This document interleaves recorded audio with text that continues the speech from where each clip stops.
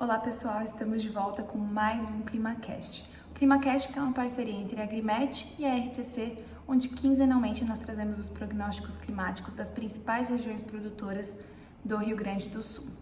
Bom, começando com o prognóstico dessa quinzena, nossa primeira análise vai ser referente à Laninha, então a gente já vem fazendo isso nos últimos ClimaCasts, Então a gente vem observando aí um resfriamento da temperatura da superfície do mar, lá no Oceano Pacífico Equatorial, e essa temperatura ela oscila, mas ela sempre se mantém aí em condições de anomalia negativa, Então esse resfriamento, essa anomalia negativa é o que indica a Laninha. A gente precisa de 5 trimestres móveis, Só relembrando com essa condição para confirmar a Laninha, e a gente vê aqui nessa imagem, nesse mapa da posição 3.4, que é onde a gente identifica esse resfriamento que ocasiona a Laninha, ela segue, Então a última atualização que a gente tem agora de julho mostra que ela segue continuando, essas águas seguem resfriando, e a gente vê aí nessa próxima imagem, nesse quadro, que a gente já está no segundo trimestre, com 5 trimestres móveis aí de anomalias negativas da temperatura. Então a gente está agora nesse primeiro semestre de 2022 também numa condição de Laninha, e se a gente for olhar os prognósticos aí dos próximos meses, a tendência é que essa Laninha continue, que ela perdure aí pelo menos até o final agora do inverno, e alguns prognósticos, alguns modelos estão indicando até o final do ano, e isso pode com certeza impactar a safra 22/23 no Rio Grande do Sul. Mas mais importante que isso, a gente precisa olhar os prognósticos de chuva e temperatura. Então, quando a gente traz aqui os próximos 3 meses, que é o que a gente consegue trabalhar com algum nível de assertividade, mesmo assim tendo probabilidade de erro, que é o que a gente sabe sobre a previsão climática. Quando a gente olha aqui o prognóstico do INMET para o trimestre de julho, agosto e setembro, a gente vê que a tendência é que o mês de julho e o mês de agosto apresentem anomalias negativas de chuva, para o Rio Grande do Sul, então geral no estado todo, ou seja, apesar de ser um período que tem um volume de chuva um pouco mais significativo, a tendência é que essa chuva fique abaixo da média histórica. E aí quando a gente avança para o mês de setembro, aí a gente já vê que tem uma retomada dessas chuvas trazendo até anomalias positivas, ou seja, chovendo acima da média histórica para a região em setembro, tá bom? No estado como um todo. E quando a gente olha a temperatura, a gente vê uma mudança aí do prognóstico. A gente vinha aí de prognósticos mostrando temperaturas médias muito dentro da média, sem nenhuma anomalia significativa, e a gente vê que agora para o Rio Grande do Sul houve uma mudança relativamente drástica, Então a gente tem um julho com temperaturas abaixo da média, Então a gente vê aqui o mapa do contorno do Rio Grande do Sul em azul, e algumas regiões, principalmente mais no sul do estado, a gente vê que tem uma condição até um pouco mais crítica, então anomalias um pouco maiores, mais intensas. Quando a gente avança para o mês de agosto, agosto já traz uma mistura de algumas regiões com anomalias negativas e algumas regiões com anomalias dentro da média, sem anomalias na verdade, dentro da média, aqui principalmente no noroeste do estado. E aí, quando a gente chega em setembro volta, a uma condição um pouco mais normal em alguma parte do estado, e até anomalias positivas, ou seja, temperaturas acima da média para setembro, tá? Então a gente tem esse prognóstico de temperatura e chuva pro estado como um todo, mas como a gente sempre faz, é importante aí olhar região por região, alguns municípios da região. Então, começando pela região noroeste, a gente vê que São Luís Gonzaga traz aqui uma previsão de 95 milímetros de chuva prevista para os próximos 30 dias. A gente teve os últimos 30 com algumas chuvas aí ocorrendo ao longo do mês de junho, e o prognóstico agora mostra que grande parte desse volume que está previsto está concentrado no final do mês de julho, tá? E que o começo do mês de julho, agora nesse mês que a gente está começando, tem alguns episódios de chuva aí previsto, mas volumes não muito significativos, tá? E além disso, uns períodos de estiagem preocupantes, que traz um alerta aí. E quando a gente pensa em temperatura, a gente vê que não tem nenhum prognóstico aí muito claro de ocorrência de geadas agora no mês de julho. A gente tem uma temperatura mínima um pouco mais, que chama um pouco mais de atenção, no dia 22/7, mas por enquanto ainda não é uma temperatura que indica geada, mas sim vale a pena ficar de olho. Quando a gente avança para Santa Rosa tem uma tendência muito parecida, a gente vai ver que a maioria das localidades estão seguindo a mesma tendência nessa previsão dessa quinzena. Então, Santa Rosa com volume um pouquinho maior que São Luís Gonzaga, de 104 milímetros previstos aí para os próximos 30 dias, e o mesmo padrão, começo do mês, volumes menores, mas mais recorrentes, e final do mês, volumes maiores, né, mais concentrados aí em alguns dias, tá bom?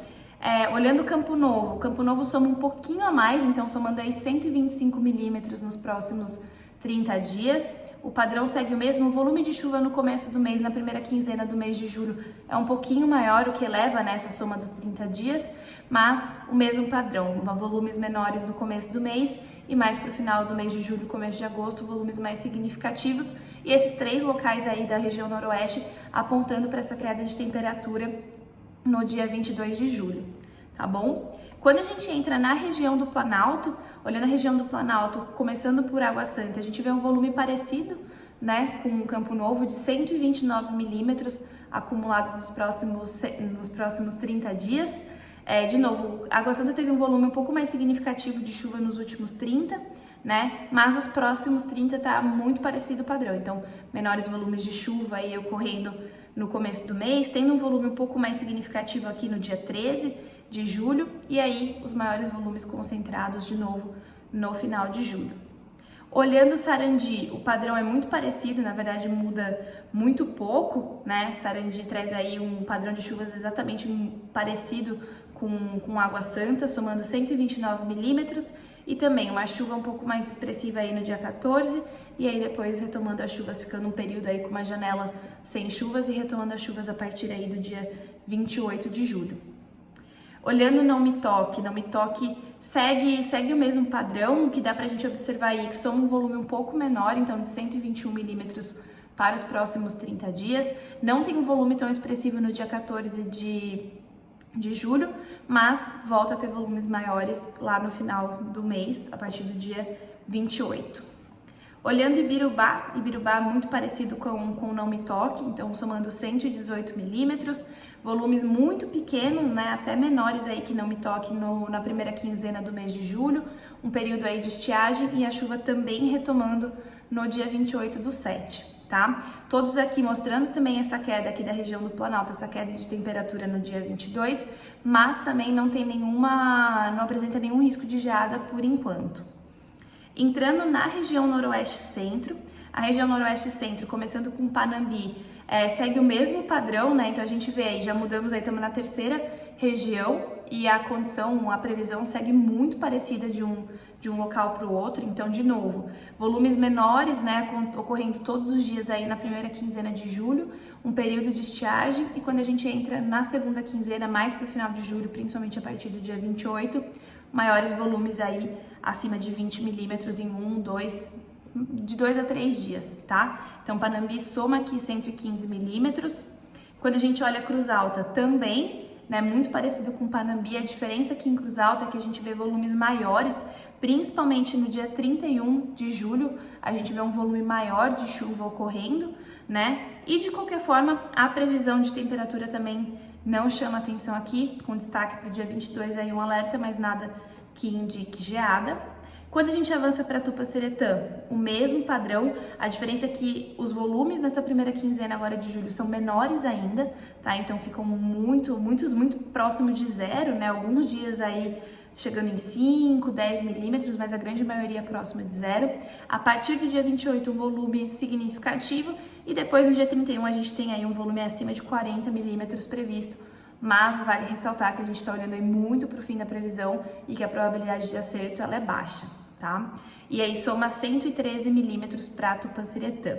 E para fechar a região do Noroeste Centro, a gente tem Júlio de Castilhos também somando 115 milímetros, tá? E um padrão muito similar com Tupaciretã. Então, volumes muito pequenos na primeira quinzena, uma queda de temperatura no dia 22, e aí a partir do dia 28, volumes maiores, principalmente aí no dia 31, que também chega aí a 40 milímetros para Júlio de Castilhos. E por fim, a gente olha a região Centro-Sul. A região Centro-Sul a gente sempre começa com São Cepé, traz um volume um pouco mais significativo em relação à região noroeste e centro. Então, o São Cepé soma 126 milímetros nos próximos 30 dias.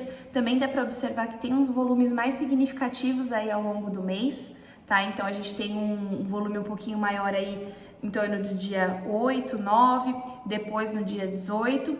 No dia 28 nem é tão significativo assim, diferente dos outros locais que a gente avaliou.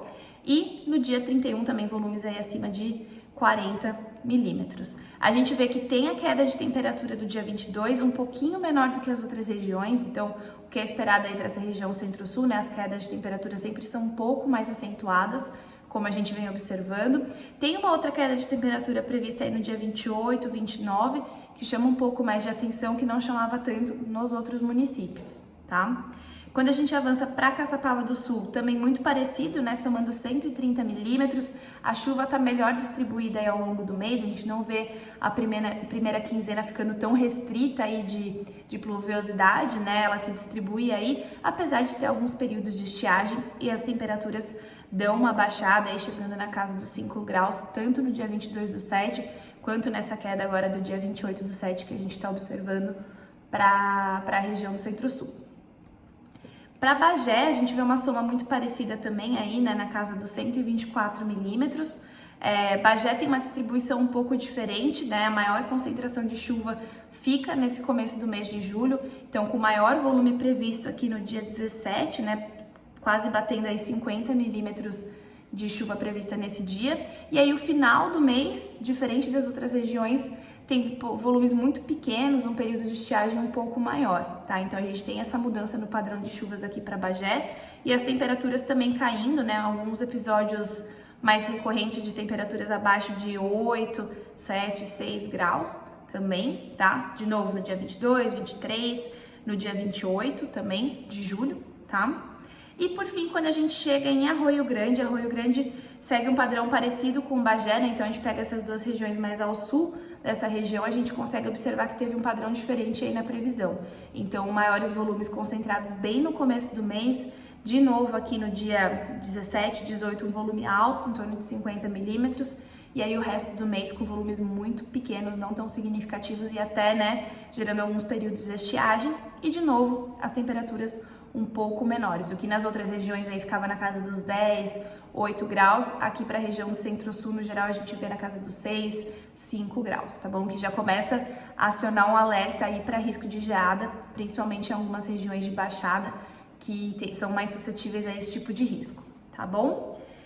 Bom, em termos de previsão de tempo e clima, era isso que a gente tinha. Agora, olhando um pouquinho sobre aquela análise de produtividade do trigo que a gente está acompanhando aí nos últimos ClimaCasts, a gente vê que eu até dei uma mudada no cenário aqui, a gente tirou a data de plantio do dia 15/5 e estendeu, atrasou um pouco para o dia 30/6 por conta das condições, né, de plantio. Então a gente vê que o padrão segue muito parecido, né, as principais regiões aí noroeste, Planalto, noroeste e centro, com grande probabilidade ainda de ganhos, né, de safra, ganhos de produtividade em relação à safra anterior.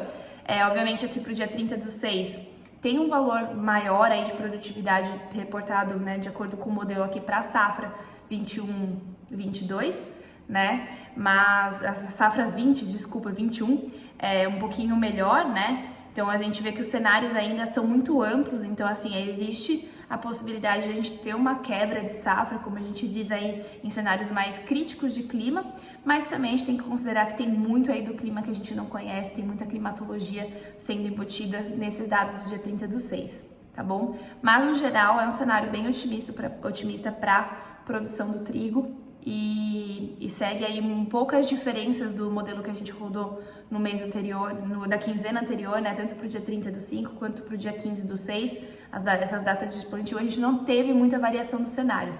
O que indica que o clima se manteve conforme o esperado, né? Mesmo o sistema atualizando, mesmo o modelo atualizando com os dados observados.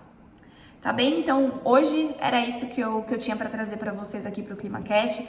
Vamos fazer só um fechamento aqui com algumas conclusões, né? Então, lembrando que a gente falou lá no começo, que a Laninha ela volta a ganhar força nesse inverno e mostra uma diferença significativa do primeiro semestre de 2022 em relação ao de 21. Então, ela tá mais intensa e isso pode ter impactos aí na safra 22, 23, se ela se mantiver.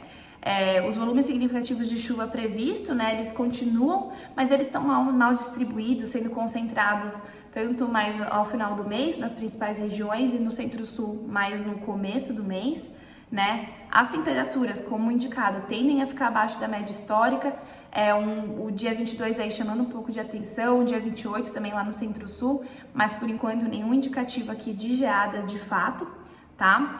O plantio do trigo, tardio do trigo, continua apresentando as melhores condições de clima, né? E os maiores valores de produtividade, tanto para essa safra quanto a safra anterior, o que pode ainda representar uma quebra, né? Mas que apesar disso a gente segue em condições muito boas aí, o modelo ainda continua apresentando aí condições muito favoráveis de produtividade, mesmo que o clima daqui para frente se comporte de uma forma mediana, até desfavorável, tá bom?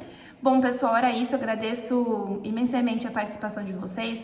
Qualquer dúvida, siga à disposição, deixe um comentário, curte aqui o vídeo, porque é um prazer produzir esse tipo de conteúdo para vocês. E até a próxima!